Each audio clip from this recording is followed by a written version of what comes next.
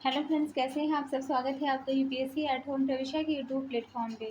हम जो UPSC and UPPCS की मेंस आंसर राइटिंग कर रहे हैं, जिसमें हमने जो टारगेट रखा है डेली 5 क्वेश्चन की आंसर राइटिंग करने का, उसी सीरीज़ में हमारा ये क्वेश्चन है जीएस पेपर 5 से। ये आज की सीरीज़ का 4th नंबर का क्वेश्चन है। अभी तक हमने 3 क्वेश्चन कंप्लीट कर लिए हैं।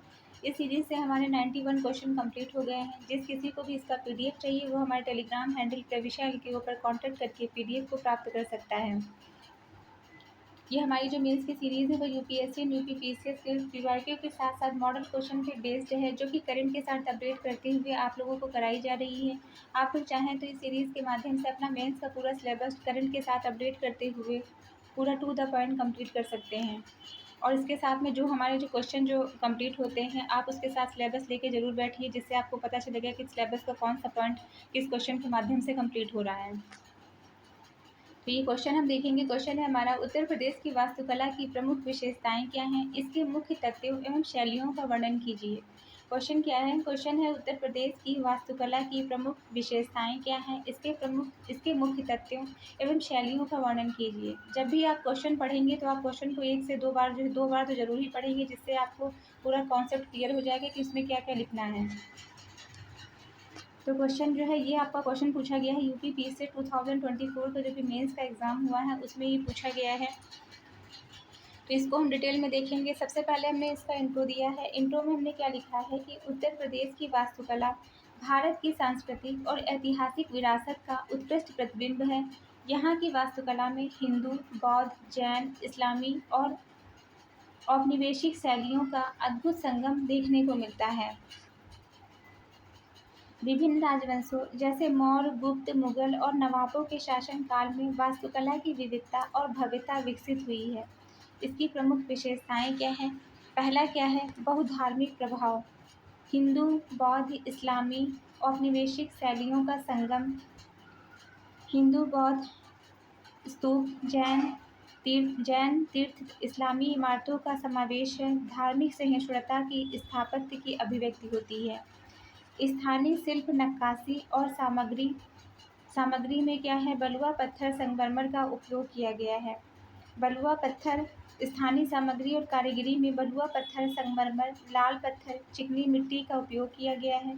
स्थानीय शिल्पियों की सूक्ष्म नक्काशी हुई है। फिर क्या है? सुंदर जाली, गुंबद, मेहराब और चित्रकारी की प्रमुखता। इसमें जालीदार खिड़कियां, चित्रकारी, गुंबद व मेहराब का सुंदर प्रयोग किया गया है। स्थापत्य में संतुलन, प्रांगण और जल संरचनाओं का समावेश किया गया है। संगठित स्थापत्य योजना इसके अंतर्गत देखने को मिली है, जिसमें द्वार, प्रांगण, मंडप, शिखर, गुंबद, प्रवेश द्वार आदि का सुव्यवस्थित संयोजन देखने को मिलता है। इससे संबंधित जो है मुख्य तत्व क्या है? पहला क्या है? गर्भगृह, देव प्रतिमा का स्थल है। गर्भगृह किसे कहते हैं? मंदिरों में देव प्रतिमा की स्थापना का जो स्थान होता है उसे हम गर्भगृह कहते हैं। दूसरा क्या है? शिखर और गुंबद, जिसमें मंदिरों के शिखर, इस्लामी इमारतों में गुंबद है। हिंदू मंदिरों में शिखर और इस्लामी स्थापत्य में किसका? गुंबद का प्रयोग किया गया है। नेक्स्ट है मेहराब व मीनारे, मुगल स्थापत्य की पहचान है। मेहराब और मीनारें जो है वह मुगल स्थापत्य की प्रमुख विशेषता के रूप में उभरती है। फिर क्या है? घाट और कुंड, गंगा यमुना संस्कृति की झलक मिलती है। चतुष्कोणीय प्रांगण, जलाशय व कुंड, गंगा यमुना संस्कृति का प्रभाव देखने को मिलता है। नेक्स्ट हम देखेंगे प्रमुख शैलियाँ और इसके प्रमुख जो है उदाहरण। पहला क्या है? बौद्ध शैली। बौद्ध शैली का उदाहरण कहाँ देखने को मिलता है? सारनाथ का धमेक स्तूप। ये जो फैक्ट है, ये सारे फैक्ट आपके प्री के पर्सपेक्टिव से भी काफ़ी इंपॉर्टेंट है। आप लोग इसको ध्यान दीजिएगा और इससे आपको ये पता चलेगा कि आपकी सिर्फ मेंस की नहीं, आपकी मेंस के साथ साथ आपकी प्री की भी तैयारी हो रही है। दूसरा क्या है? हिंदू नागर शैली। ये काशी विश्वविद्यालय मंदिर, अयोध्या मंदिर, इसका जो अगर डायरेक्ट क्वेश्चन पूछा जा सकता है कि जो काशी विश्वनाथ मंदिर है और अयोध्या का जो मंदिर है वो किस शैली में निर्मित है, तो वह हिंदू नागर शैली में निर्मित है। ये आपके प्री के पॉइंट ऑफ व्यू से इम्पॉर्टेंट है। इसमें क्या पूछा जा सकता है कि सारनाथ का धमेक स्तूप, अशोक स्तंभ, ये किस शैली में निर्मित है, तो ये बौद्ध शैली में निर्मित है।